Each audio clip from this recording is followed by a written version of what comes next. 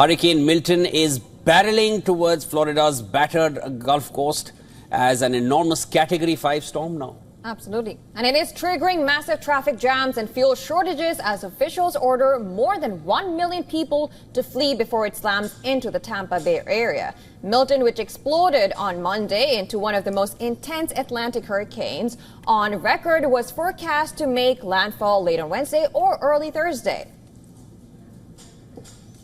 Satellite images show Milton regaining strength in the Gulf of Mexico to become a Category 5 hurricane once again before it hits the west coast of Florida. This could be the worst storm hit Florida in over a century. U.S. President Joe Biden said fleeing Hurricane Milton was a matter of life and death on Tuesday, and he urged those ordered to evacuate to do so immediately, after the massive storm lashed Mexico's Yucatan Peninsula with heavy rain and wind on its way to Florida's Gulf Coast.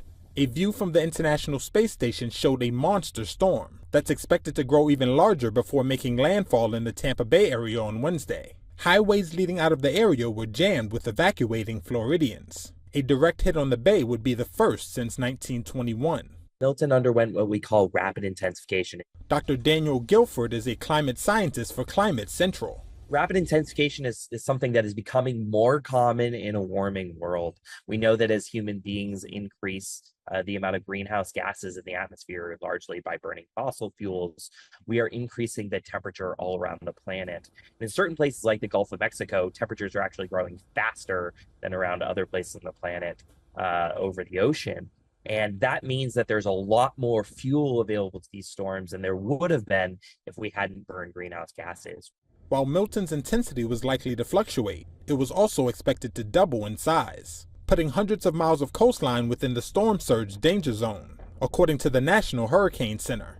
Florida's densely populated west coast is still reeling from the devastating Hurricane Helene less than 2 weeks ago.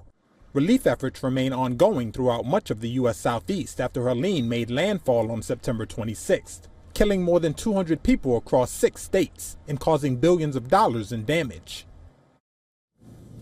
And for more on this, our correspondent Susan Tenani sent us this report from New York. Listen in. The powerful Hurricane Milton is barreling towards Florida, prompting urgent evacuation warnings. Tampa Mayor Jane Castor issued a die warning. Quote, "If you don't leave, you will die." Forecasters predict Milton will make landfall as a major hurricane around the Tampa Bay area late on Wednesday or early Thursday. Residents are fleeing or preparing for the worst. Long lines of cars are evacuating the coast, while others are stocking up on supplies and boarding up homes. Florida's Governor Ron DeSantis has declared a state of emergency, and President Biden has approved federal assistance. U.S. airlines are already canceling or rerouting flights to and from the region. With Milton's landfall imminent, Floridians are bracing for catastrophic winds, storm surges, and flooding. Excess winds upwards of 100 miles per hour are also expected all the way to Orlando, but the region is still churning in the aftermath of Hurricane Helene. Hurricane Helene recovery, for example, in North Carolina, has been severely hampered by a lack of running water, and the mayor says that's unlikely to change anytime soon, with schools and businesses closed indefinitely. President Biden has canceled a trip overseas to Germany and Angola to monitor the situation. Susan Terfani reporting from New York for WION World is One. All right, to discuss more on the situation, we're being joined by Sherry Goodman from Washington, D.C. She is the Secretary General of International Military Council on Climate and Security and a former First Deputy Under Secretary of Defense Environmental Security. She is also the author of Threat Multiplier, Climate, Military Leadership, and the Fight for Global Security. Thank you so much for taking out your time and joining us on the show. Pleasure. Let me just begin by asking you, what, according to you, are your biggest concerns about the storm, and what can you tell us more about the kind of damage we're expecting from the storm? Well, I'm deeply concerned about the people in the path of the storm, because this is projected to be the strongest storm in over 100 years, and it's made more and more likely because of the heat wave, the marine heat wave we're experiencing. So we have met our climate future, and we're experiencing it right now. So I hope that everyone who has received an evacuation order has heeded it and moved out of harm's way, because as the mayor said, this is going to be a very deadly storm. Our military bases in the area have already evacuated people, and of course they're there to provide rescue as needed. But this is going to be a deadly storm. I expect we're already still recovering from the damage of Hurricane Helene just last week.